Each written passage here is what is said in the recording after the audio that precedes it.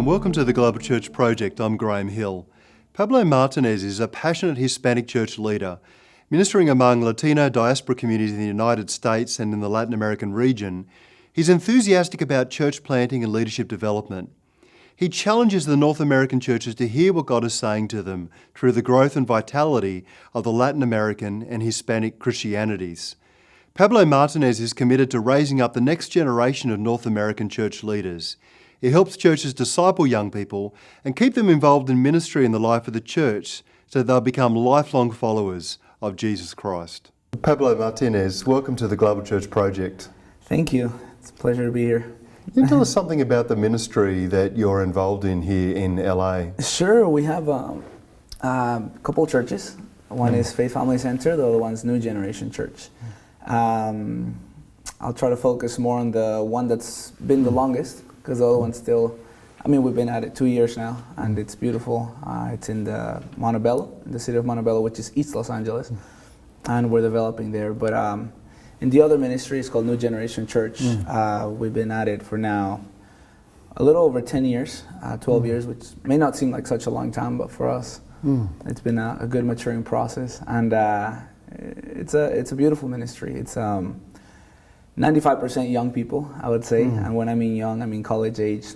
A lot of young marriages, a lot of kids out of high school, and you just see the new families developing and all that. But yeah, it's a really cool ministry.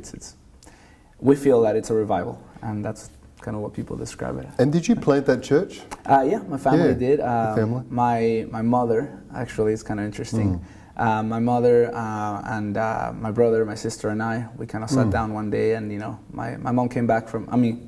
She has a background in missions. She's was a missionary for Campus Crusade, and worked with Dr. Bill Bright back in the day, and in Brazil, different parts. And when we moved to LA, she moved with that great calling in her life, and some things happened in the church where we were, and the leadership, and stuff that happens in churches, and I guess in every organization. But we kind of were in a crossroad whether to keep going with the ministry as a church, or to just kind of become a part of a church. And my mom said, "I'm a woman, I'm kind of on my own here, and I don't want to do ministry alone." But she spoke to her sons and her daughter. I was about 16 years old at the time, and she said, "If you guys go with us, if you go with me, then we'll do this together, and we'll go all out. But if you guys decide that we're not going to do this, I won't do it without you." So my mom kind of gave us that option, and at that age, we didn't really know what it meant. But now we are so glad we all said, "Mom, we're with you," and we just kind of started that ministry with one family. And it's a very multi-ethnic church, I think you said. Multi-ethnic, yeah. What are the groups that are involved in the life of the church? Sure. Well, in my leadership group, which is the direct leadership, in the church, we have half of them don't really speak any Spanish, and then half of them they speak English. Actually, all of them speak English. Our meetings are in English, but it's interesting because the church began as a Latino church. It's all Spanish speaking, and it was. We didn't translate anything. No songs were sung in English. But I began discipling one of my best friends from college. We used to play football 30 pounds ago. And his name is Mike Bernard, a man who loves God. And we just, he doesn't speak Spanish, completely white, and he lived in Bakersfield. And I was like, "Hey, Mikey, it's time to change the world. Let's do something." He's like, "Let's do it." And I think God had been prepping his heart. At that time, I was living in Colombia. I was kind of just learning, what this discipleship life looked like, and what it would look like in the U.S. Because obviously, there's some things that are the same, but culturally speaking, is very, very different. So when I asked them to come down to LA and live with me and get discipled and let's do something great, I kind of had to start translating everything. Everything everything had to be translated. And from there, God put in our hearts that there's a huge generational gap between the first line of immigrants, that came, and then their grandkids who no longer communicate with their grandparents. And so we had to say, what are we going to do? Do we just leave the kids out or leave the grandparents out? So we decided to start translating. And as we translated, we also brought in, a different group. And now in our leadership, we have one guy who's completely Jewish. And give his life to Christ. We have 2 people that are completely white, no mix of anything. They're as white as they come, as they tell me, and I'm as Mexican as they come. So it's very diverse, and we have some mixed, people that have some Asian in them, and but. So there was a transition from Spanish to English. Then is it now? Is everything in English now, or is it a mix of both languages? No, one service is translated. We used to have about 4 services, 3 services. We now have 2. We just kind of consolidated them, and one of them is only in English. It's a Friday night, and that's the youth service. And the youth service, at first we started translating, but then we realized that all the youth pretty much just speak English, and if they don't speak English, they will speak English, because it's our culture. And so one is in English, the other one is in Spanish and in English. Everything is translated simultaneously, and we raise good interpreters. And can you tell me something about the neighbourhood that the church is in? Yeah. Does it reflect the cultural mix of the church? What's happening in the neighbourhood? Sure. It's quite interesting, actually, because the church that we are in, or the building that we are in, it's in Temple City. Temple City is actually a city. It's a beautiful city. It's predominantly Asian, and that's kind of interesting. We've had an influx and an outflux of an Asian community, which it was never like a bad split or anything like that. But we've noticed that a lot of our people come from neighboring cities like Rosemead, El Monte, Pasadena, even further south, which is towards the East LA area, or even Arcadia and Azusa. So it's different cities. If you know LA, you know what I'm talking about. Yeah. But I guess it would not reflect the immediate city, but it definitely reflects all the cities around it.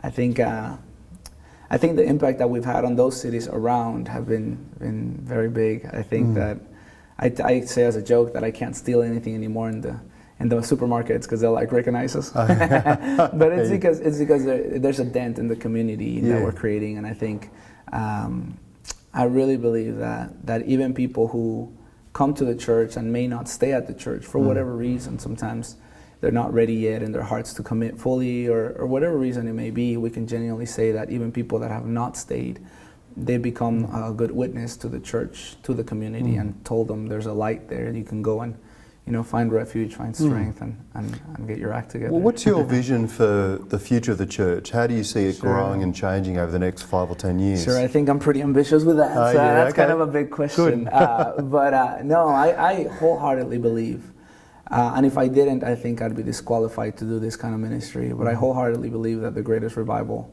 of all time is still yet to come. I don't think that we'd be here if that still wasn't true. I think that the power of the Holy Spirit and that the God who we serve is not a God of yesterday, but is a God of today, yesterday also, and forever. I think that, like I said, I really, really believe that the greatest revival is still yet to come, and I don't think it'll come through one particular ethnicity. I think people say, oh, it'll come through the Latinos or through the Asians. Look at what's happening in Asia, and it's admirable, it's incredible.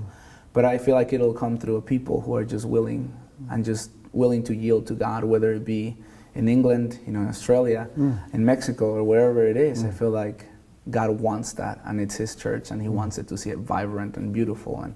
And so I believe that the greatest revival is still yet to come. And of course, I want to be somewhere in the line. I want to say in the forefront. Of course, I think we all want to be used by God. But I guess if you asked me that question and I was to answer it in shorter, it would be, I want to see the greatest revival in Los Angeles that there ever was, including the Azusa Street. And how are you preparing for that move of the Spirit as a congregation? Sure. We've noticed that I am very young, and I think 34 years old for someone super old, someone super young.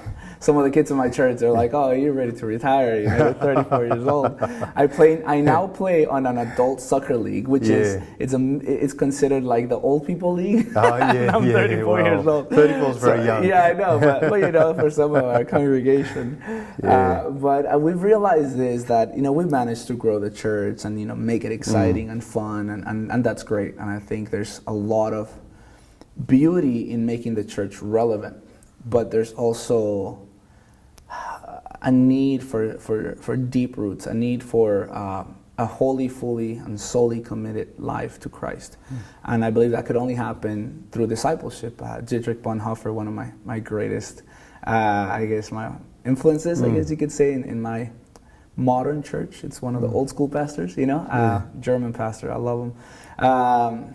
When I meet him, I'll tell him he was one of my best friends. But he says, Christianity without discipleship is Christianity without Christ. I believe that 100%. I think the way we prepare is the way Christ prepared, and it's through discipling people, investing your time, not into necessarily the masses, although masses are important. You have to feed them, you have to love on them, you have to bring healing. But the discipleship component has to be there. The Bible is good not only to, encourage, but it's good also to rebuke, and to really minister change into people's lives. It's that teaching people to obey all that He has commanded. Not just going, but also going and teaching people to obey. And I believe that discipleship is what will prepare us, and it's already been seen. It's not immediate, it's not right away, but it's consistent, and it's moving, and it's something that even if I'm not here, as I was 3 months away from the church, like last month, I spent 3 months away, and when we came back, the church was like better than before, and that's the kind of thing that I know it's sustainable growth. And so, how do we prepare? Is through what I believe God said it very clearly, and He outlined it in an incredible way. He taught it, He lived it, and He just expected it from us. And I think if we do that consistently, and I think if our character in Christ is able to withhold or withstand the test of time, I believe that revival is bound to happen. So I guess that's how we prepare. Long answers. And what are the things that you're doing as a church to disciple people today? One of the greater things, I think, and I don't mean to answer quickly these questions, but these are questions we've asked ourselves for the years. I mean, we were born and raised in church. I heard I guess not every sermon. I'm sure there's many great sermons out there, and I love listening to people from all ranges, from John MacArthur to T.D. Jakes, which is a huge difference. You have all kinds of different great preachers. I think I've heard many sermons, but there are some sermons that are not being preached. And I think that sermon of carrying the cross would be, I guess, the simplest answer I can give you is really teaching people to carry the cross. And what does it really mean to carry the cross? I think people sometimes don't even understand what the cross really is about. They feel like it's an icon or this beautiful sign or an act of love. But it's going to sound really strange what I'm about to say, but to teach people that the cross is an act that shows God's hatred towards sin. And He hates sin, and He absolutely hates it. That's why He had to crucify and allow His Son to die. He didn't crucify him. He allowed Him to die on that cross because sin separates us from Him. And sometimes people in the churches understand or misunderstand that the opposite of love is hate, and it's not. You have to hate sin. You have to hate whatever pulls you away from that which you love. And so that's the message that I think we must, and we've been trying to really preach and get into the discipleship. Some pastors are afraid of talking about holiness, and the problem is that you could talk about all these beautiful things that engage the audience. But we've noticed, and I've realized this more than ever, is that what really engages a young audience is not flashes or lights or sounding of loud drums, although that's pretty exciting and cool, and there's no need to leave it out or put it in, I guess, sometimes. I think the main thing is there is a radical message that Christ preached. Christ preached always dying to self, and I feel like I've learned this from gangs in LA. I have really close friends, who have given their lives to Christ. And the reason why some gang members really give everything to their gang and to their family is because they require everything. The gang doesn't tell you you're halfway in. The gang jumps you in and says, now you're really in, and you're going to die for this. And if you're not willing to die for it, you don't belong to us. I think Christianity has become very watered down, and in its essence is the most radical belief you'll ever have. So if you present to a young person a radical belief, which is Christ, an understanding that you have to give everything, and not everyone can cut it. I think it brings something great in young people. It brings something out that surprises you, and people that you don't think, you should think, but you don't, that they surprise you. They really do, I think. It's that radical message of the cross. It doesn't change.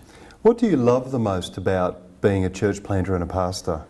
Oh, what I love the most. I can now say this, doing with my family, doing church with my family, and that I mean, obviously not just the church family, which is great, but my wife. My wife, I can wholeheartedly, genuinely say I love the most is doing ministry with my wife, alongside my wife. She's not just the pastor's wife. I don't have that luxury. People know me too well. They know her too well to just be her in the shadows, and she has to. I love this because she had to take a role that truly belongs to her, and that is of truly pouring herself out, and to see my wife develop and just give and be that woman of God and shine and grow. It's really cool. So I guess I can tell you that the most exciting part of it is to see how God uses the people that I really love, which is my wife, and I pray my son will follow that. He's 2 years old. So. Is there anything else you want to say to us today? Yeah, I guess along that same line, I feel like a generation of pastors' kids and missionary kids were left by the side of the road when it comes down to ministry, because it was seen as daddy's burden to carry.